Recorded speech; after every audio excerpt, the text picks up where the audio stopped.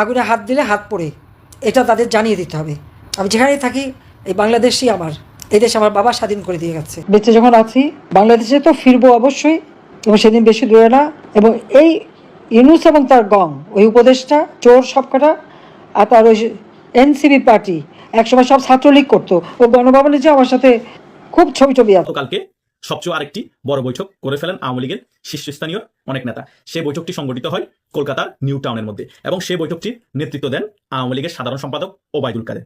ওবায়দুল কাদের সেই বৈঠকটি শুরু হওয়ার আগেই সকল নেতাকর্মীদের উদ্দেশ্যে বলেন, শেখ হাসিনার নির্দেশে এই বৈঠকটি সংগঠিত হচ্ছে। আওয়ামী লীগের যে ব্লুপ্রিন্ট তৈরি হয়ে গিয়েছে এবং আওয়ামী লীগ খুব তাড়াতাড়ি ফিরে আসবে। বাংলাদেশে আওয়ামী লীগ সরকারের সাবেক পররাষ্ট্রমন্ত্রী এবং জাতিসংঘে 2009 থেকে 2015 সাল পর্যন্ত বাংলাদেশের স্থায়ী প্রতিনিধি হিসেবে দায়িত্ব পালনকারী ডক্টর একে আব্দুল মোমেন একটা কড়া ভাষার চিঠি দিয়েছেন জাতিসংঘ মহাসচিবকে সরাসরি। বিশেষ যে আন্তর্জাতিক সংগঠন আছে, আন্তর্জাতিক যে সংস্থা আছে, জাতিসংঘ, মানবাধিকার কমিশন এবং নাগরিকের জন্য মানে পৃথিবীর যে বড় বড় রাষ্ট্রসমূহ আছে, সেই রকম রাষ্ট্রসমূহ ডক্টর ইউনূসকে সুনির্দিষ্টভাবে জানিয়ে দিয়েছে যে বাংলাদেশে যদি আওয়ামী লীগবিহীন কোনো নির্বাচন হয়, সেই নির্বাচনকে তারা সমর্থন দেবেন না, এবং সেই নির্বাচনকে একটি বৈধ সরকার বলে, নির্বাচনের মাধ্যমে যে সরকার আসবে সেই সরকারকে বৈধ সরকার বলে স্বীকৃতি দেবে না। পৃথিবীর বিশেষ করে আমেরিকায় দিবে না, ইউরোপ দিবে না, জাপান দেবে না, কানাডা দিবে না, অস্ট্রেলিয়া দিবে না। তারা অলরেডি আওয়ামী লীগের সাথে কথা হয়েছে। আসসালামু আলাইকুম দর্শক, নতুন একটা ভিডিওতে সবাইকে স্বাগতম। দর্শক, এই ভিডিওটিতে যারা ক্লিক করছেন তাদেরকে অনুরোধ করে বলছি অবশ্যই সম্পূর্ণ ভিডিওটি মনে থেকে শুনবেন, কারণ এই ভিডিওটি এমন কিছু তথ্য নিয়ে হাজির হয়েছে যা শুনলে আপনারা অবাক হয়ে যাবেন। তো দর্শক, চলুন কথা না বেরিয়ে মনোযোগ সহকারে সম্পূর্ণ ভিডিওটি দেখে আসি। দেখার আগে বলবো, যারা এখন পর্যন্ত আমাদের চ্যানেলটি সাবস্ক্রাইব করেন না, দয়া করে সাবস্ক্রাইব করে দিবেন, আর যারা ইতিমধ্যে সাবস্ক্রাইব করে দিয়েছে তাদেরকে অসংখ্য ধন্যবাদ। দর্শক, চলুন একটি লাইক দিয়ে সম্পূর্ণ ভিডিওটি মনোযোগ সহকারে দেখে আসি। বাংলাদেশে জুলাই আগস্ট আন্দোলনের ওপর জাতিসংঘের মানবাধিকার হাই কমিশনারের দফতর থেকে যে রিপোর্ট প্রকাশ করা হয়েছে, সেই রিপোর্ট নিয়ে সরাসরি প্রশ্ন তুলে বাংলাদেশে আওয়ামী লীগ সরকারের সাবেক পররাষ্ট্রমন্ত্রী এবং জাতিসংঘে 2009 থেকে 2015 সাল পর্যন্ত বাংলাদেশের স্থায়ী প্রতিনিধি হিসেবে দায়িত্ব পালনকারী ডক্টর একে আব্দুল মোমেন একটা কড়া ভাষার চিঠি দিয়েছেন জাতিসংঘ মহাসচিবকে সরাসরি। এবং সেখানে তিনি জাতিসংঘের যে প্রতিবেদনটি প্রকাশিত হয়েছে মানবাধিকার হাই কমিশন কার্যালয় থেকে জুলাই আগস্ট আন্দোলন নিয়ে, সেটিকে পক্ষপাত দুষ্ট বয়ানের দায়ে অভিযুক্ত করেছেন। এর মধ্যে তথ্যের অসামঞ্জস্য আছে বলে অভিহিত করেছেন, এবং সরাসরি এই রিপোর্টটির বিষয়ে তদন্ত পরিচালনার আহ্বান জানিয়েছেন জাতিসংঘ মহাসচিবের প্রতি। তিনি বলেছেন যে একটা স্বাধীন এবং স্বচ্ছ তদন্ত হতে হবে office of the high commissioner for human rights recent report on বাংলাদেশের বিষয়ে, জাতিসংঘ মানবাধিকার কমিশনের এই রিপোর্টটির বিষয়ে। এবং সেখানে তাদের মূল আপত্তি যেসব জায়গায়, সেটাকে সহজভাবে বললে প্রধানত একটা আপত্তির জায়গা হচ্ছে যে কোথা থেকে জাতিসংঘ 1400 জন নিহত হয়েছে এই সংখ্যাটা পেল, সেটা নিয়ে প্রশ্ন তুলেছে আওয়ামী লীগ। সে সময় বাংলাদেশের যেসব শীর্ষস্থানীয় দৈনিক, যেখানে লেখা হয়েছিল যে 16 জুলাই থেকে 5 আগস্টের মধ্যে 329 জন মারা গেছেন, এবং 5 থেকে 8 আগস্টের মধ্যে 328 জন মারা গেছেন, মানে 657 জন মারা গেছেন। তার সঙ্গে জাতিসংঘ রিপোর্ট যে প্রথম প্রাথমিকভাবে 650 জনের মৃত্যুর কথা বলেছিল, তার একটা সরাসরি সামঞ্জস্য ছিল। কিন্তু কোথা থেকে ফাইনাল রিপোর্টে ইনএক্সপ্লিকেবলি, মানে কোন রকম ব্যাখ্যা বিশ্লেষণ ছাড়া জাতিসংঘ ইনফ্লেটেড, মানে হঠাৎ ফুলিয়ে ফাঁপিয়ে 1400 জনের মৃত্যু ঘোষণা করলো, যেটা তথ্যসূত্র হিসেবে শুধুমাত্র জাতিসংঘর মানবাধিকার কমিশন লিখে দিয়েছে যে তারা কথা বলেছে সরকারি কর্মকর্তা এবং ইনজিওর্ড পার্সনদের সাথে, কিন্তু কোনো সুনির্দিষ্টভাবে উল্লেখ করে নাই যে কোন সে সরকারি কর্মকর্তারা যারা এই 1400 জনের হিসাব নিয়ে হাজির হলো, কিংবা কোন সে আহত ব্যক্তিরা যারা এই 1400 জন, মানে জাতিসংঘ প্রাথমিক রিপোর্টে 650 বলছিল, 1400 জনে যে চলে গেল সেটার কোনো ব্যাখ্যা আর হাজির করতে পারে নাই। সেই প্রশ্নটি তুলেছেন একে আব্দুল মোমেন। এছাড়া তিনি বলেছেন যে জাতিসংঘ এই পুরো বয়ানটা তৈরির সময় আন্দোলনকারীদের তরফে যে ধরনের, এবং তিনি ভাড়াটে গুণ শব্দটা ব্যবহার করেছেন, মানে ভাড়াটে গুন্ডা দিয়ে, সহিংসতা সৃষ্টিকারী লোকজন দিয়ে যে ধরনের সহিংসতা সৃষ্টি করা হচ্ছিল, মেট্রো রেল, বিটিভি সহ সরকারি স্থাপনায় যে আগুন দেওয়া হচ্ছিল, এই সহিংসতার বিষয়টি পুরোপুরি জাতিসংঘ তার বয়ানে অনুপস্থিত রেখেছে। যে একটা পক্ষ সহিংসতা শুরু করেছে এবং সরকারের তরফে তখন জানমালের নিরাপত্তা রক্ষার জন্য শক্তি প্রয়োগ করা হয়েছে কিনা, এই বয়ানটি একেবারে এড়িয়ে গেছে, বা এই দৃষ্টিভঙ্গিটি, এভাবে দেখার সুযোগটা পুরোপুরি এড়িয়ে গেছে জাতিসংঘ। সে কথাও বলেছেন একে আব্দুল মোমেন। তিনি বলেছেন যে the intentional ignoring of public testimonies of perpetrators who admitted in national media to killings and arson, যে এমনকি সে সময় আন্দোলনকারীদের অনেকে জাতীয় সংবাদ মাধ্যমে এসে যে লুটতরাজ, হত্যা এগুলোর সঙ্গে নিজেদের জড়িত থাকার কথা সরাসরি স্বীকার করেছেন, সেসব স্বীকারোক্তিও উদ্দেশ্যমূলকভাবে জাতিসংঘ এড়িয়ে গেছে। একে আব্দুল মোমেন আওয়ামী লীগের এই সাবেক পররাষ্ট্রমন্ত্রী মহাসচিবকে প্রশ্ন করেছেন যে কিভাবে জাতিসংঘ যেসব পুলিশদের হত্যা করে তাদের মৃতদেহ পাবলিকলি ফেলে রাখা হলো, মানে প্রকাশ্যে ফেলে রাখা হলো, ডিসপ্লে করা মানে আমরা তো জানি এমনকি ঝুলিয়ে রাখা হয়েছে, সেসব ছবিও আমরা দেখেছি। তো একরকমের প্রকাশ্যে হত্যা করে যাদেরকে ফেলে রাখা হলো, এরকম 3200 জন পুলিশের 3200 জন পুলিশ হত্যা হয়েছে বলে আওয়ামী লীগ জাতিসংঘ মহাসচিবের কাছে লেখা এই চিঠিতে দাবি করছে। তারা বলছে যে এই 3200 জন পুলিশের হত্যার বিষয়টি জাতিসংঘ কিভাবে এড়িয়ে গেল। একে আব্দুল মোমেনের চিঠিতে কেন এই সময়ে লেখা, এটার ক্ষেত্রে আমার মনে হয় অত্যন্ত গুরুত্বপূর্ণ যে তিনি চিঠির মধ্যে উল্লেখ করেছেন যে এই যে একটা পলিটিক্যাল ম্যানিপুলেশনের মানে অংশ হিসেবে এই যে রিপোর্ট, রাজনৈতিক কারসাজির অংশ হিসেবে এই যে জাতিসংঘ মানবাধিকার হাই কমিশনের দফতর থেকে এরকম একটা পক্ষপাত দুষ্ট এবং ভুলে ভরা এমন একটা রিপোর্ট প্রকাশ করা হলো, এর ফলে মানে কেন আব্দুল মোমেন এখন লিখছেন তার উত্তর বোধহয় এখানে পাওয়া যায়।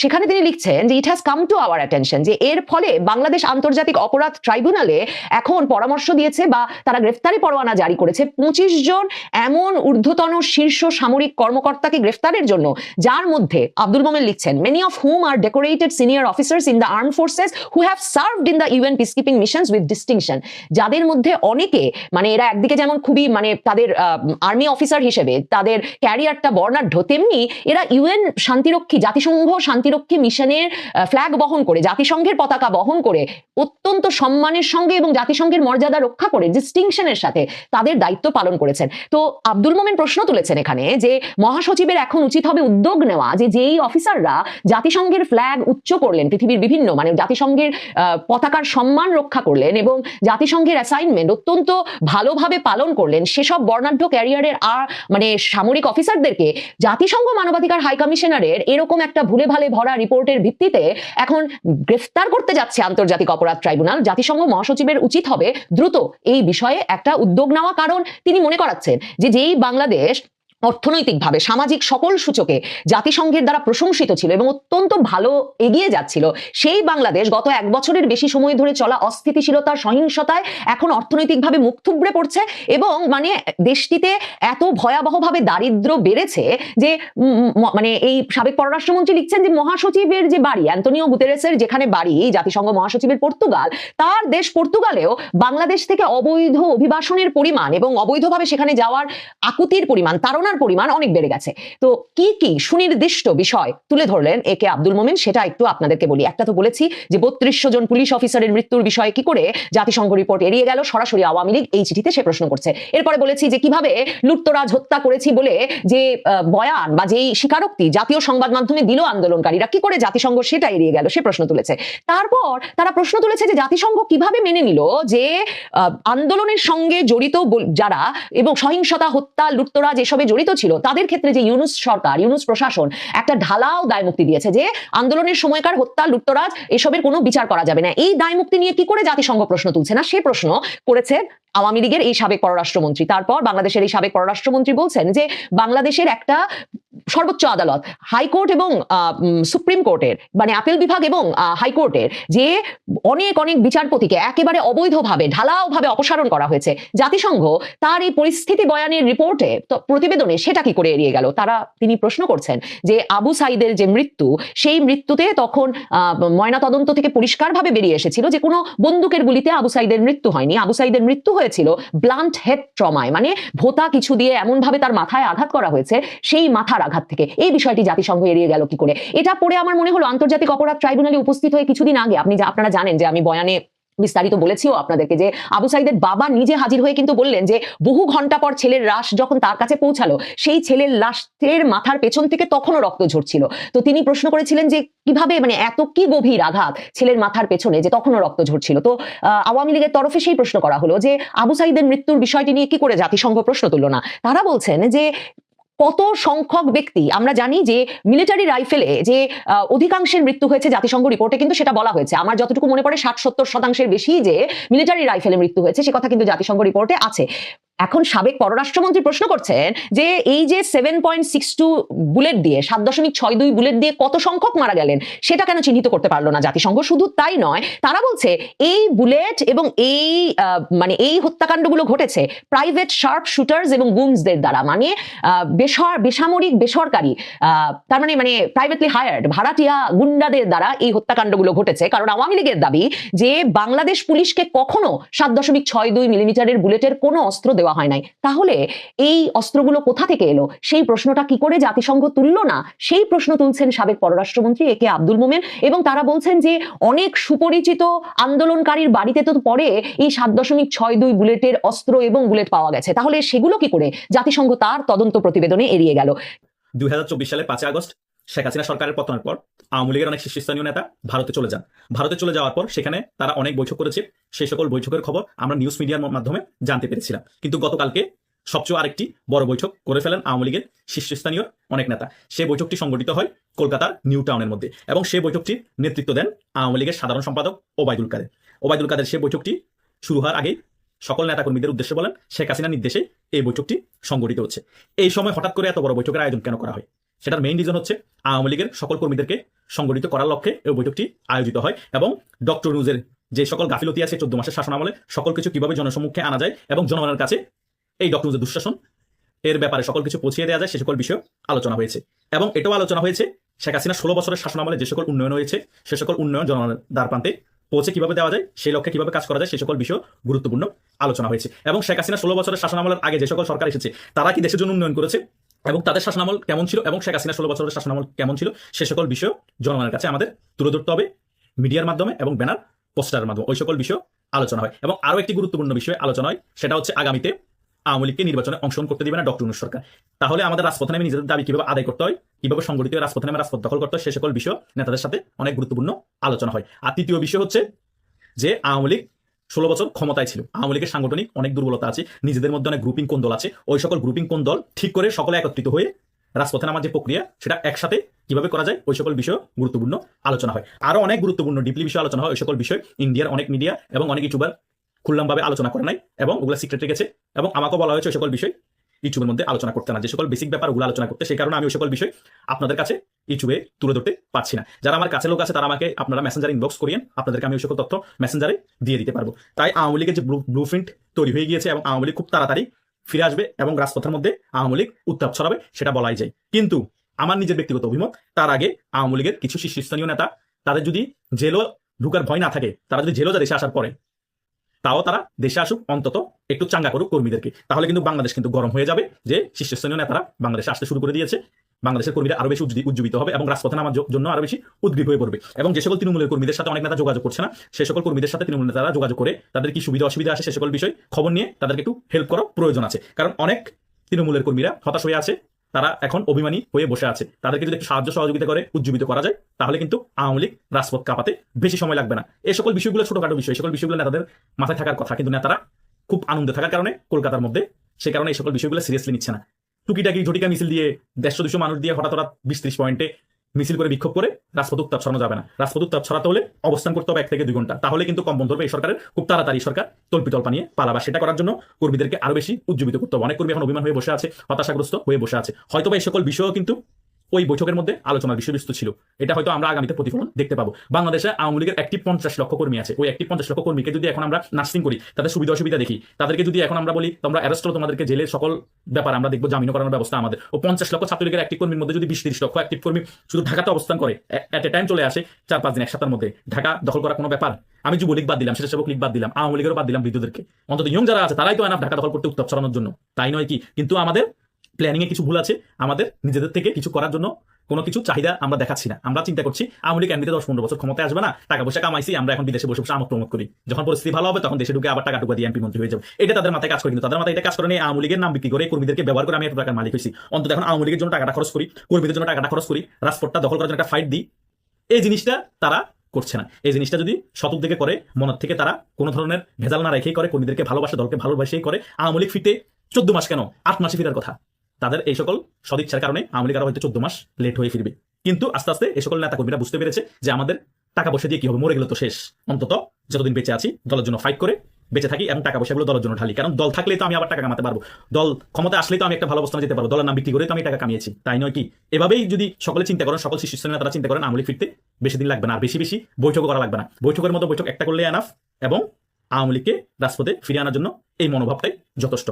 আপনারা জানেন বাংলাদেশে একটি নির্বাচন আসন্ন, আর মাত্র 4 মাস বাকি বা 5 মাস বাকি। যদি ফেব্রুয়ারিতে হয়, নভেম্বর, ডিসেম্বর, জানুয়ারি আর ফেব্রুয়ারির মাঝামাঝি 3 মাস 3.5 মাস, আর এই মাসের 10 দিন, অর্থাৎ 4 মাসেরও কম সময়ের ভেতরে বাংলাদেশে একটি নির্বাচন হতে যাচ্ছে। আমরা এমনটা শুনছি, কিন্তু বাংলাদেশে গত 40 বছরের নির্বাচনের 6 মাস, 1 বছর, 8 মাস, 10 মাস আগ থেকে বাংলাদেশে একটি উৎসবের আমেজ বিরাজ করত। অর্থাৎ কে ক্ষমতায় আসবে, কে ক্ষমতা থেকে চলে যাবে, কারা ভোটে দাঁড়াবেন, কাদেরকে মানুষ ভোট দিবেন, কার মার্কা কি হবে, নতুন কোন রাজনৈতিক দল আছে ইত্যাকার বিষয় নিয়ে হাটে মাঠে ঘাটে নানান জল্পনা কল্পনা এবং আলাপ আলোচনা চলত। কিন্তু এখন বাংলাদেশে সেই রকমের জল্পনা কল্পনা আলোচনা কিন্তু আর নেই। কেন নেই? বাংলাদেশে ভোট যারা দেয়, এই ভোট দানকারী মানুষদের মধ্যে এককভাবে সবচাইতে বড় যে দলটিকে ভোট দেয় মানুষ, সেটি হচ্ছে বাংলাদেশ আওয়ামী লীগ। এটি আমার মুখের কথা নয়। বাংলাদেশে 1970-এর নির্বাচন থেকে শুরু করে 2024 পর্যন্ত বাংলাদেশে বৈধ অবৈধ, সামরিক বেসামরিক, তত্ত্বাবধায়ক অতত্ত্বাবধায়ক বা দলীয় সরকারের অধীনে যত নির্বাচন হয়েছে, সমস্ত নির্বাচনের ভোটগুলোকে আপনি যোগ করেন, বিএনপির গুলা, জাতীয় পার্টির গুলা, জামাতের গুলো অথবা অন্য কোনো দল, যোগ করে আপনি যতটা নির্বাচন হয়েছে তত দিয়ে ভাগ দেন, ভাগ দিয়ে বিএনপির সাথে জামাতের সাথে কম্পেয়ার করে দেখেন।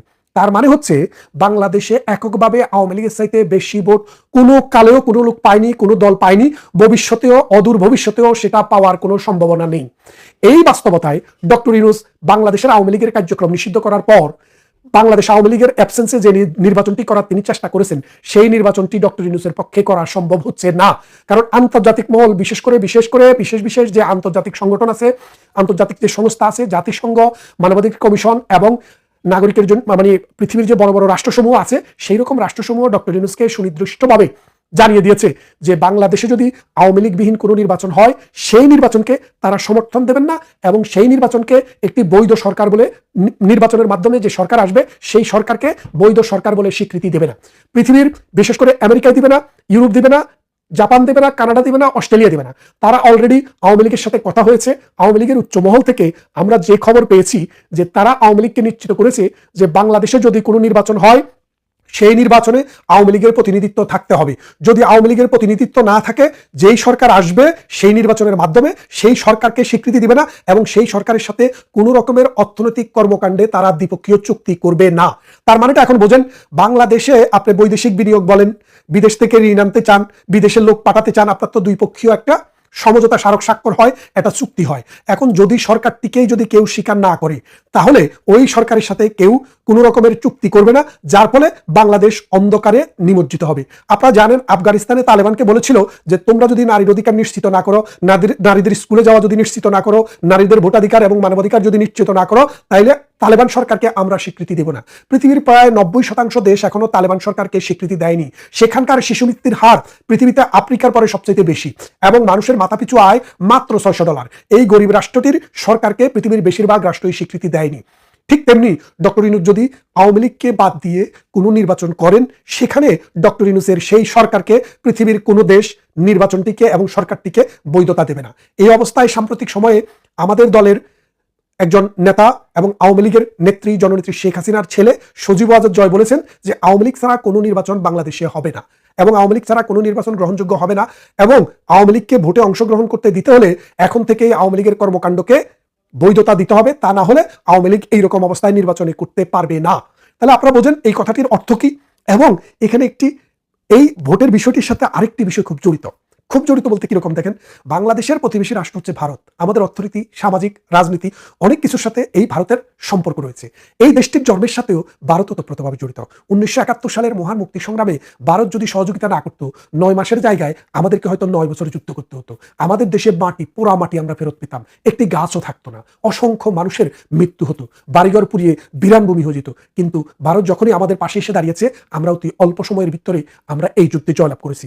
তার মানে বাংলাদেশের জন্মের সাথে ভারতের যেমন জড়িত, পরবর্তীতে গত 53 বছরে নানান প্রকল্পে ভারত আমাদেরকে সহায়তা দিয়েছে। শুধু সহায়তা নয়, আমরা যখন বিদ্যুতের আলোর অভাবে ডুবে যাচ্ছিলাম, তখন তারা বিদ্যুৎ উৎপাদনে সহযোগিতা করেছে এবং ভারত থেকেও বিদ্যুৎ বাংলাদেশে এসছে। ভারতের হলদিয়া পোর্ট ব্যবহার করে আমরা প্রতি বছর 5,000 কোটি টাকা বিদেশে রপ্তানি করতাম। সাম্প্রতিক ভারত সেটি বন্ধ করে দিয়েছে। আমাদের চাল, ডাল, লবণ, তেল, চিনি, প্রাত্যহিক জীবনে যে প্রয়োজন, সেটার বেশিরভাগ সামগ্রী আমরা ভারত থেকে কিনি। এখন ভারত আমাদের যে আপনারা জানেন যে গার্মেন্টস সামগ্রী, এই গার্মেন্টস ম্যানুফ্যাকচারিংটা আমাদের বিদেশে আমরা রপ্তানি করি 70 বিলিয়ন, আর ভারত থেকে আমরা 8 বিলিয়ন এই গার্মেন্টস ম্যানুফ্যাকচারিং তৈরি করার যে কাঁচামাল, সেটা আমরা ভারত থেকে নিয়ে আসি। এখন ভারত থেকে দিন দিন সেটা আনা যখন কঠিন হচ্ছে, আমাদেরকে দৌড়াতে হচ্ছে চায়না, আমাদেরকে দৌড়াতে হচ্ছে আমেরিকা, আমাদেরকে দৌড়াতে হচ্ছে ইউক্রেন, আমাদেরকে দৌড়াতে হচ্ছে আমেরিকায়। এর ফলে আমাদের পরিবহন কস্ট বেড়ে যাচ্ছে 20% এবং আমাদের প্রোডাকশন কস্টের সাথে ওই 20% যোগ হয়ে যাচ্ছে, যার ফলে আমরা বিশ্ববাজার থেকে ছিটকে যাচ্ছি।